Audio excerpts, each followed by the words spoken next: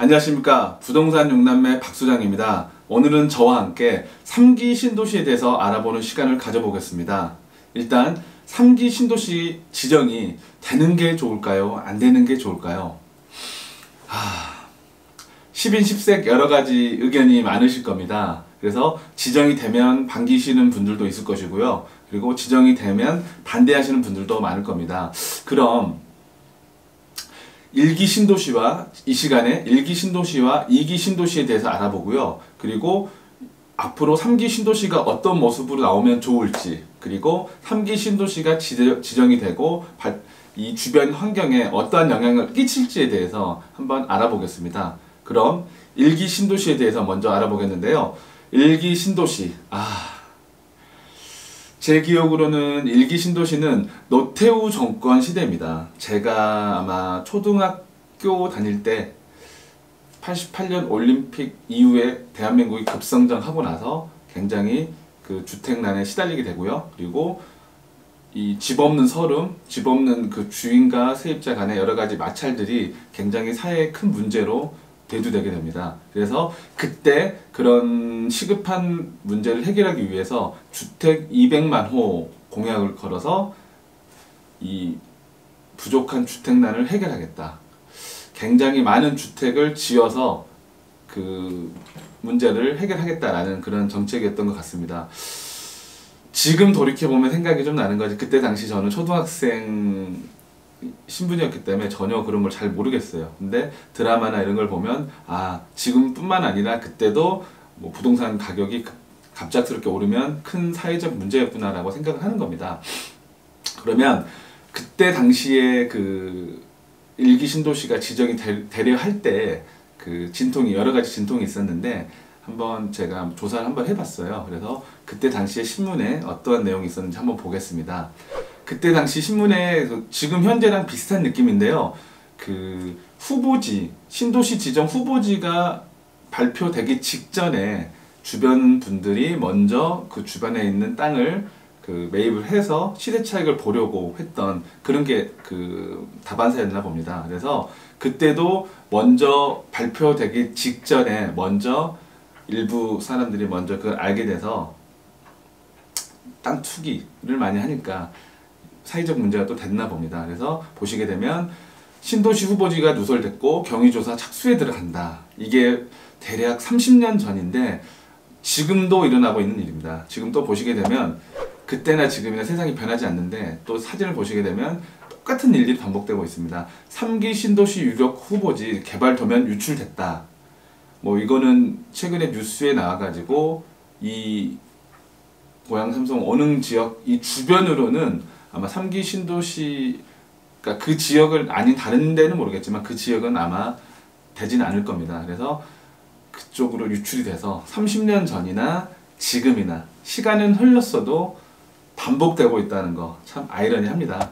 그리고 두 번째로도 볼 거는 뭐냐면 신도시가 지정이 되면 그 주변 인근 땅값이 급작스럽게 올라가는 그 효과가 있다 보니까 땅 투기가 굉장히 가열 양상을 띄었습니다. 그때 30년 전에도요. 그래서 신문을 보시게 되면 신도시가 발표되고 주변 지역 땅값이 폭등했다는 내용입니다. 그래서 정보가 새 나가고요. 땅 투기는 이미 가열됐다. 그리고 새도시 지정, 분당과 일산 표종인데 이 신도시가 주변이 개발이 된다라 하니까 말 그대로 논바닥이 금싸라기 땅으로 변한다라고 하여 모든 사람들이 그 주변에 있는 땅을 매입하기 시작합니다. 그러면 그 인근의 땅을 갖고 계신 분들은 어떻게 할까요?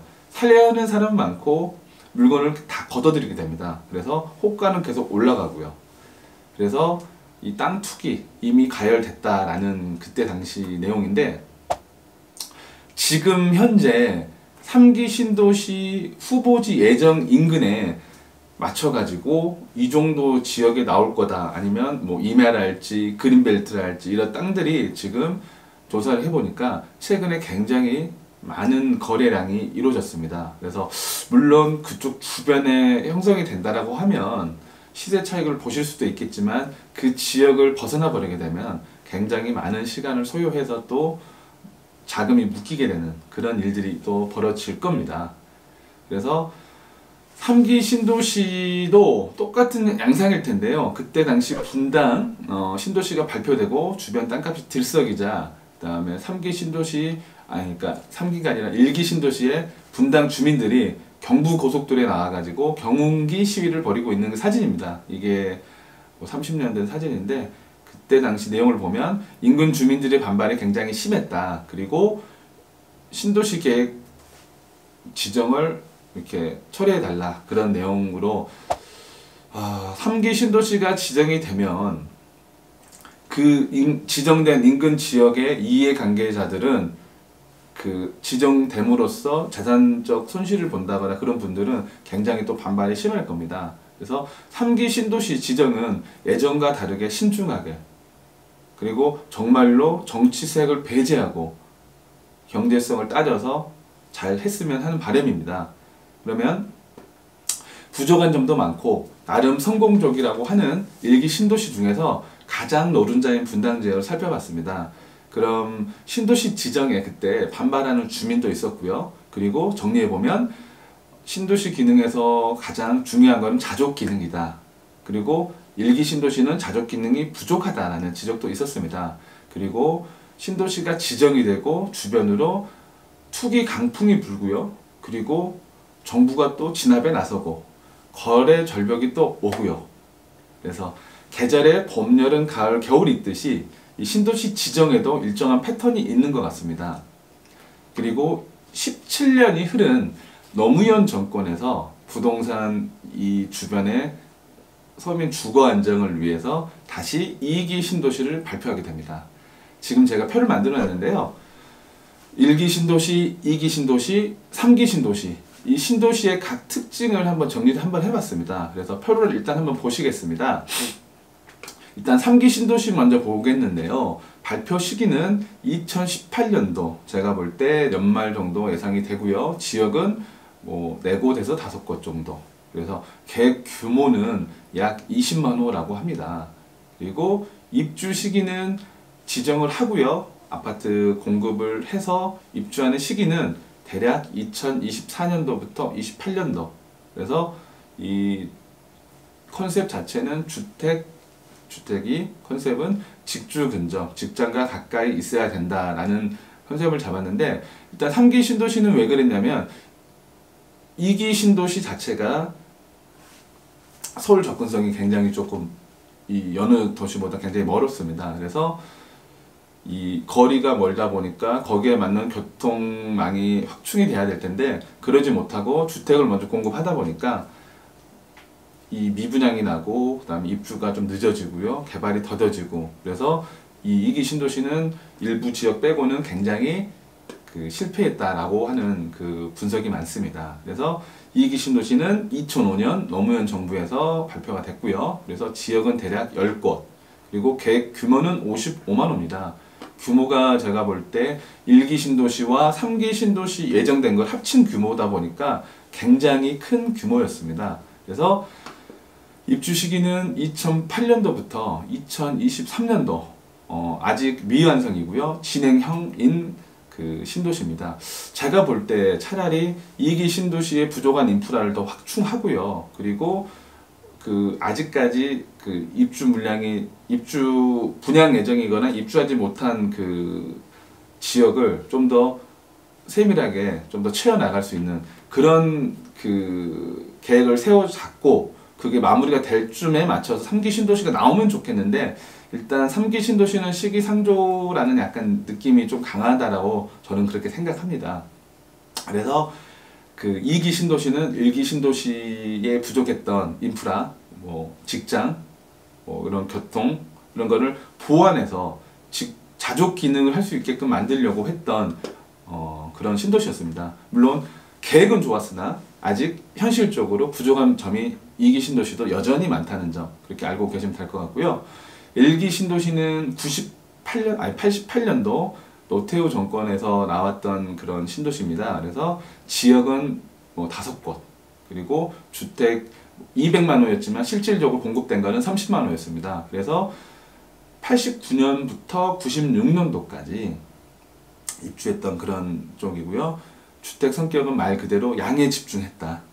이 서울 자체적으로 집 수요가 너무 부족하니까 일단은 공급량으로서 일단 이렇게 많이 만들어 놔가지고 어찌 보면은 소기의 목적을 달성하지 않았나라고 생각을 합니다. 그래서 일단 1기 신도시 단점인 배두 타운형을 벗어나고요. 그 다음에 2기 신도시 같은 경우는 자족 기능이 있는 신도시라는 명목으로 탄생을 하게 됩니다. 하지만 정말 많은 문제가 생기고 의도했던 서울 주택 인구를 분산시키려 했던 목표를 달성하기에는 많은 부족한 점이 있었습니다. 2기 신도시는요. 그러면은 1기 신도시를 보완해서 2기 신도시가 나왔고 2기 신도시를 계획했지만 어떤 점이 역부족이었을까요?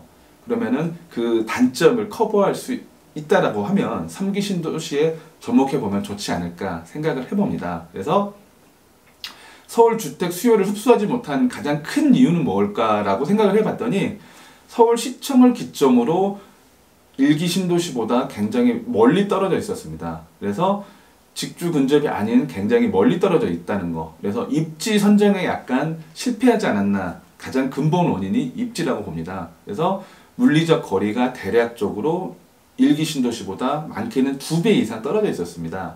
그래서 그 떨어진 거리를 교통망이 확충을 해주지 못해서 2기 신도시는 소기의 목적을 달성하지 못했다. 그래서 약간 부족한 점이 많았던 신도시다라고 생각을 하시면 될 것 같습니다. 그래서 2기 신도시에 실패한 이유는 첫 번째, 서울과의 접근성이 열악했고, 그리고 교통망이 확충되지 못했습니다. 그리고 자족 기능을 계획을 했지만은 많이 부족했고요. 그리고 수요에 비해서 너무 일시적으로 과도한 공급이었습니다. 그래서 이 네 가지가 가장 그 단점이고 부족한 점인데 3기 신도시는 이거를 보완해야 된다라고 생각을 합니다. 그래서 일단 입지는 서울과 가까워야 된다. 20km 이내에 와야 되고 그리고 이 신도시 지정에 앞서서 맞춰서 교통망이 개선이 돼야 됩니다. 그리고 정확하게 계획만 잡고 이 착공이나 이런 게 다 늦어진 게 아니고 굉장히 꼼꼼하게 따져서 진행이 돼야 될 거로 봅니다. 그리고 자족 기능은 쉽지 않은 것 같아요. 근데 제가 볼 때 입지와 교통망만 확실히 확충이 된다 하더라도 서울의 그 뜨거운 그 주택 수요를 약간 안정화시키는 데 도움이 되지 않을까라고 생각을 해봅니다. 그래서 2기 신도시는 현재 그 진행형이라는 거. 그리고 지금 여기 밑에 보시게 되면은 2기 신도시가 다 발표가 됐는데 성적표를 보면은 주변이 이렇게 일부 몇 지역, 판교나 유래, 동탄이, 광교 정도를 제외하고 나머지는 아직 미완성이고 진행형인 신도시입니다. 그래서 여기에 이 밑에 있는 그런 도시들은 교통망이 개선이 시급한 그런 지역으로 보면 될 것 같습니다. 차라리 이쪽에 교통망을 좀 더 빨리 진행할 수 있게끔 하고 보완해줬으면 제가 볼 때 많은 도움이 될 건데 굳이 다 소기의 목적을 달성하지 못하고 또 3기 신도시를 지정하려 하는 이유를 의문이 드는 건 사실입니다. 그러면은 3기 신도시는 어찌 해야 될까 한번 보겠습니다. 그래서 가장 중요한 건 입지 선정이 중요하고요. 그리고 1기 신도시를 개발할 때는 주택의 그 양적인 시대였습니다. 그래서 절대량이 부족했던 시기라고 하면 지금은 그래도 교통이 좋아지고 여러 통신 그리고 꼭 그 집에서 직장까지 이동을 해서 일을 해야 된다. 그런 것보다는 뭐 나름 디지털 노마드 시대다 보니까 집 안에서도 이렇게 여러 가지 업무를 볼 수가 있습니다. 그래서 예전과는 다르게 그 양의 주택 수에 집중을 했다라고 하면 지금은 주변 환경 여러 가지 그 요소들이 복합적으로 따져서 그 주택의 질의 그 시대로 도래하지 않았나. 그래서 주택 수에 급급해하지 말고 일반 그 수요자들이 어떤 그 집을 원하시는 분들의 그 니즈가 어떤 건지를 정확하게 좀 분석을 해서 맞춰졌으면 좋겠습니다. 예전과 똑같이 양에 집중한다 이러면은 무조건 필패로 봅니다. 그래서 예전엔 양의 문제, 지금은 선호도나 관심, 질의 문제로 변환됐다. 이거를 포커스를 정확하게 맞춰야 3기 신도시가 성패가 달렸다라고 봅니다. 그리고 30년 전과 지금 뭐 대략 뭐 10여 년간 지금 굉장히 많은 사회적 그 문화나 여러 가지 요소들의 그 변화와 발전이 있었기 때문에 그거에 발맞춰서 좀 더 스마트하게 3기 신도시가 나왔으면 하는 바람입니다. 제가 볼 때 굳이 다수가 원하는 지역, 간단히 얘기해서 서울 중심의 재건축 지역 아니면 지금 재개발 지역, 거기를 좀 더 개발을 시킨다라면 제가 볼 때는 조금 더 그게 낫지 않나. 그 여러 가지 비용 면에서. 근데 경제적인 논리 말고 다른 면이 있는 것 같아요. 제가 볼 때는. 그래서 그리고 선호도가 높은 지역에 조금 이렇게 공급을 할 수 있는 방안을 한번 해보는 것도 나쁘지 않나 싶습니다. 그래서